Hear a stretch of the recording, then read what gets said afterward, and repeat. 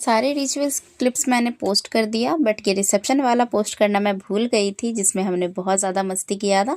कोई रस्म हो रहा था भैया भाभी का, जिसमें एक बार भैया रूठ रहे थे, भाभी मना रही थी, तो भाभी रूठ रही थी तो भैया मना रहे थे।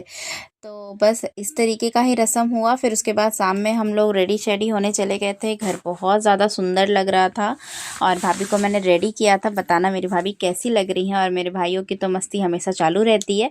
फिर हमने सबने फ़ोटो वगैरह क्लिक करवाए और कुछ अपने गैंग के साथ भी फ़ोटो वगैरह लिया। मेरी परी से मिलो, कितनी प्यारी लग रही है।